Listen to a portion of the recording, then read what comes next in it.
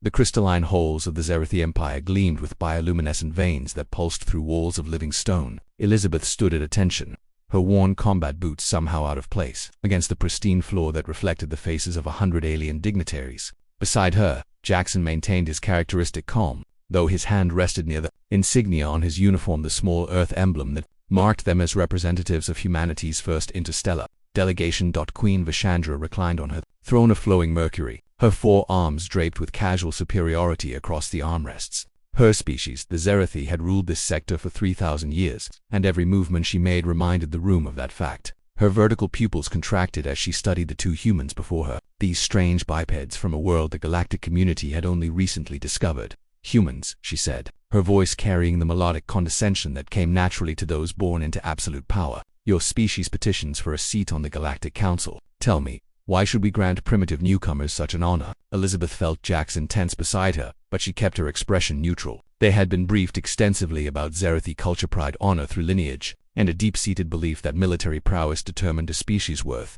"Your Majesty," Elizabeth began, choosing her words carefully, "we believe humanity can contribute unique perspectives to the Council. Our history, though shorter than yours, has taught us valuable lessons about conflict resolution, technological adaptation, and—" "Spare me the diplomatic drivel," Vishandra interrupted, waving one hand dismissively while another adjusted the crown of light that hovered above her head. "Every species claims uniqueness. Every delegation speaks of perspectives and contributions.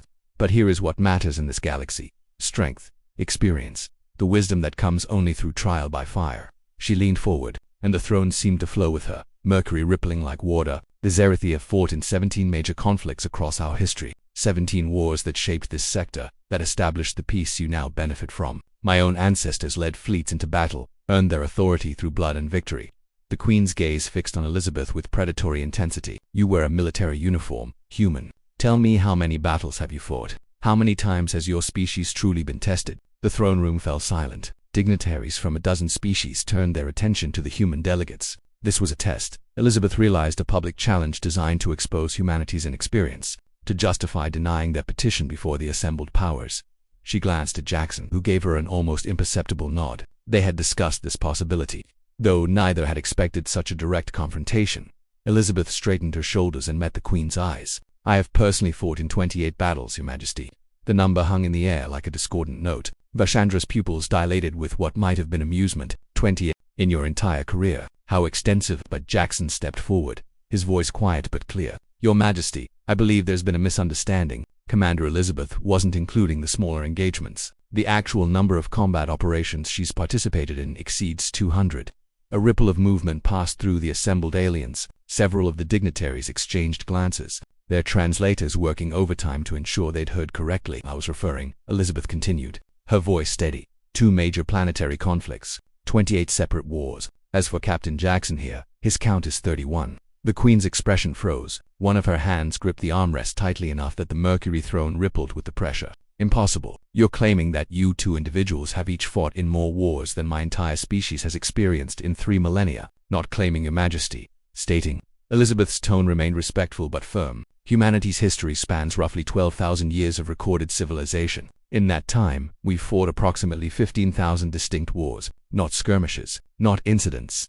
Wars." The throne room erupted in whispered conversations, a dozen languages overlapping as the translation systems struggled to keep pace. A Kelvorian ambassador stood, his crystalline form refracting light in agitated patterns. "That's not possible. No species could survive such constant conflict." Jackson pulled out a data tablet, his fingers moving across the holographic display. "These are verified historical records, available for your review. The 100 Years' War, the Napoleonic Wars, World Wars I and II, the Korean War, Vietnam, the conflicts in the Middle East spanning decades, Afghanistan, Syria, Yemen, the resource wars of the 21st century, the Great Water conflicts." "The enough." Vishandra rose from her throne, and the mercury flowed away like retreating water. She descended the steps toward the humans, her movements no longer languid but tight with controlled tension. "You're telling me your species has been in a near-constant state of warfare for your entire existence?" "Not constant, Your Majesty, but frequent," Elizabeth replied. "Sometimes we fought over resources, sometimes over ideology,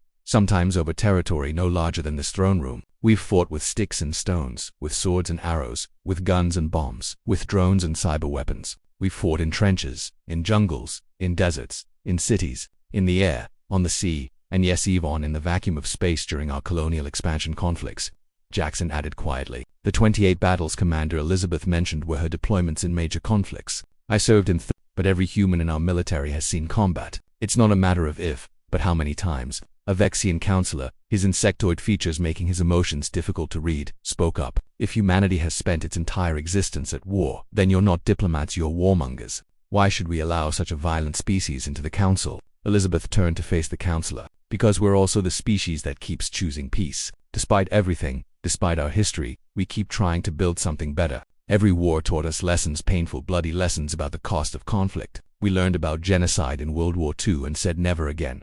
We learned about the futility of some wars in Vietnam. We learned about the danger of weapons of mass destruction and chose treaties over annihilation when we had the power to destroy ourselves completely. She looked around the room, making eye contact with as many dignitaries as possible. We've fought more battles than you can imagine. Yes, but we're still here. Still striving, still believing that tomorrow can be better than today. That's what we bring to the council, the perspective of a species that has seen the worst of conflict and still chooses to reach for the stars.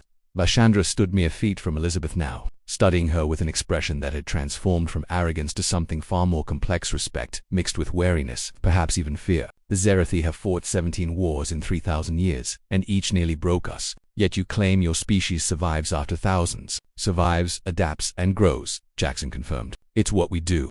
The Queen was silent for a long moment, then turned back to her throne, ascending the steps slowly. When she sat, the mercury reformed around her, but she no longer reclined with casual superiority. She sat upright, attentive, and when she spoke, the condescension was gone from her voice.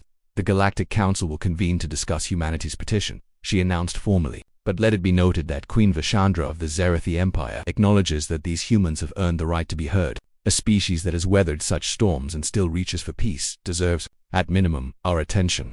As Elizabeth and Jackson were escorted from the throne room, the whispers followed them, not of mockery, but of a dawning realization spreading through the galaxy's powers. Humanity had arrived, and they had arrived with a history written in fire and blood. Yet carrying a banner of hope, the arrogant question had been answered. The hall had frozen, and the galaxy would never look at Earth quite the same way again.